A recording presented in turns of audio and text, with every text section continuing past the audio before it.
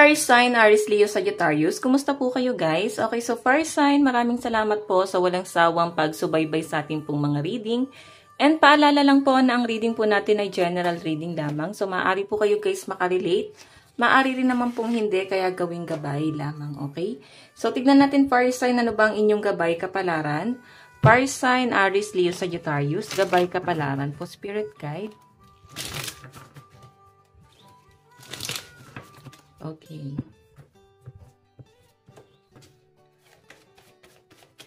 Fire sign. Nautal sa fire. Okay. Meron po tayong compromise. Oh, actually guys, dapat isa lang ang pipiliin, no? Naguguluhan yung iba sa inyo, fire sign, pagdating sa kanilang love life. Ganun po yung pinapakita sa akin. And siguro, ayan o, reconciliation. Meron siguro nakikipag-reconcile sa inyo. Naguguluhan ka ngayon kasi meron ka sigurong ibang tinitignan. So, dalawang tao yung nakakita ko. So, pwedeng ito guys ay sa love life mo or pwedeng sa opportunity, pwedeng sa trabaho, or decision na gagawin mo kasi nakikita ko sa inyo, fire sign, maguguluhan ka ngayon kung ano ba yung mga dapat mong gawin. And lalo na sa pagdidesisyon guys, maguguluhan ka kasi meron kang ibang option. Kung ito naman guys ay sa love life, ayan, meron pong reconciliation. Siguro guys, meron kang kinukonsider dito sa taong to. Okay? Kung meron man nakikipag-reconcile sa inyo. Meron po tayong, ayan, marriage. Maaaring may naudlot po sa inyong dalawa. Tingnan pa natin. Fire sign.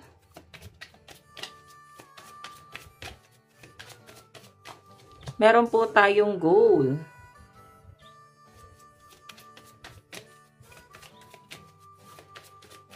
Meron tayong strategy.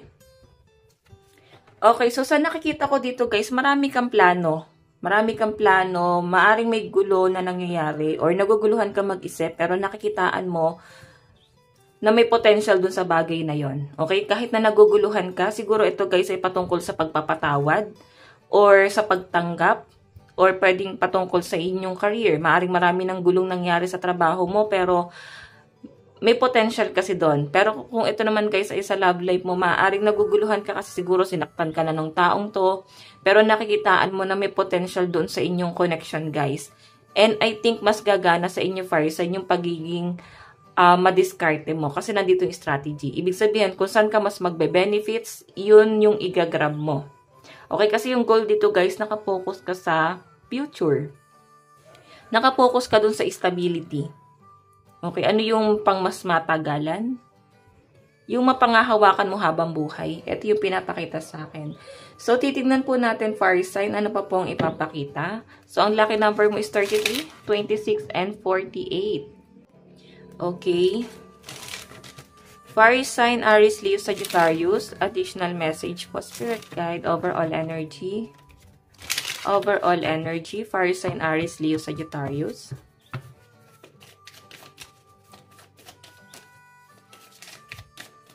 Meron po tayong kisses, unconditionally loving, giving, receiving affection, falling in love.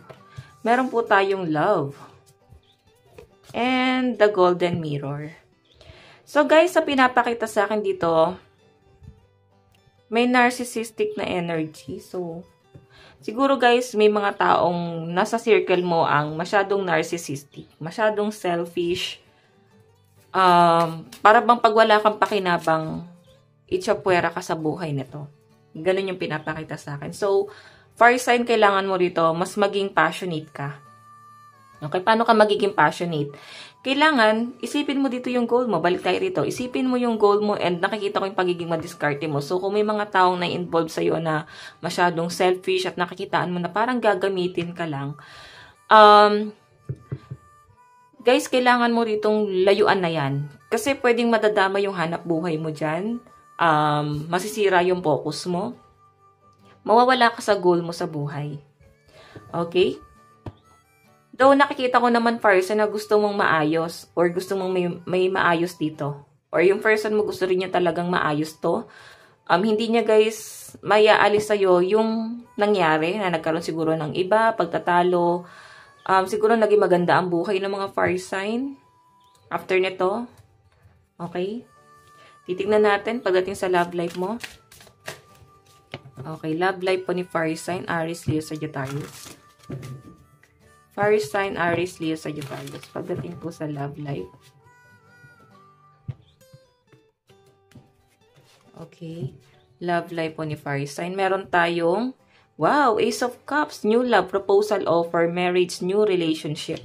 So, may new person. Siguro meron kang bagong ina-admire or pwede may nag-a-admire sa inyo na bago. Pero ito nga guys, merong past person din na nagpaparamdam sa inyo. Pero mas inspire ka dun sa new person. Meron po tayong 8 of Swords. Oh, 8 of Wands. So, maaring may konfrontasyon na magaganap or maaring i-approach ka ng taong to or may mga pinapakita siya sa inyo. Fire sign na pahaging, no? Na pinapakitaan ka siguro na may, para bang, paano ba to? May nafe-feel din siya sa inyo. May love din siyang nafe-feel sa inyo.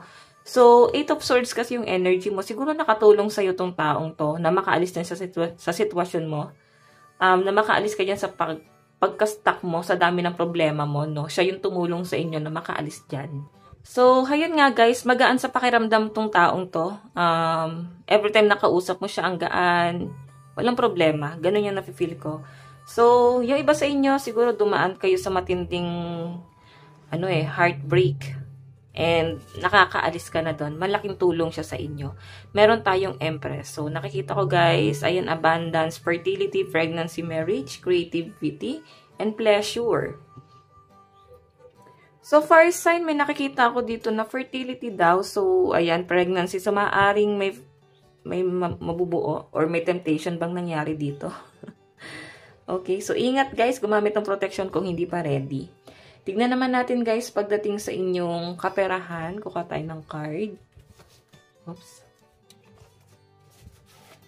Okay. Pagdating sa kaperahan ni Fire sign. Ayan, napakainit ng panahon, no? Ingat po tayong lahat. Okay. Pagdating sa daloy ng pera ni Fire sign, ni Spirit Guide, meron po tayong 4 of Cups. Actually, yung iba sa inyo guys, tinatamad ka na kahit na may nag-offer sa inyo. Pwedeng tinatamad ka magtrabaho. Kahit malaki yung sahod mo. Okay, iba sa inyo guys, maaaring hindi mo na kayo mag-open ng inyong tindahan. Kung may tindahan kayo or kung may sarili kayong business, parang isasara mo muna yan. Baka kayo ay may biyahe or plano na magbakasyon muna. Okay, so meron po tayong, diba, sabi ko sa inyo Page of Wands. So, siguro guys, maglilib muna kayo sa trabaho or pwedeng kung may business ka, isasara mo muna yan. Ayan, titreat mo yung mga tao mo dito and Page of Wands, biyahe. Okay? So, I think ngayong araw may mangyayaring biyahe dito. Meron tayong 8 of Swords. Lagi kang stuck sa love life mo at sa kaperahan mo. So, I think yung iba sa inyo, nahihirapan ka siguro sa pagde-decide ngayon kung itutuloy mo ba. Kasi page pa lang to, pwedeng magbago yung isip mo. Pwedeng maganda kasi, parang maganda rin kasi yung daloy ng pera mo ngayon. So, I think pag-iisipan mo yan, pwedeng ito nga rin yung compromise, no? Yung hesitation na mangyayari sa inyo na, ano ba, magtatrabaho ka ba ngayon or maglilib ka? Kasi nakikita ko, nangihinayang ka sa kikitain mo rin ngayong araw. Okay? So, tingnan natin ang inyong advice. Advice ni Fire sign, meron tayong warrior, focus, assertiveness, raise action. So guys, sinasabi dito, sa dami ng pinagdaanan mo, ipagpatuloy mo lang kasi mukhang malayo pang mararating nyo guys. Okay? Ayan, nakikita ko yung pagiging warrior mo. So Fire sign, ito lang po ang inyong reading. Maraming salamat po. Hanggang sa muli. God bless and love you all. Thank you.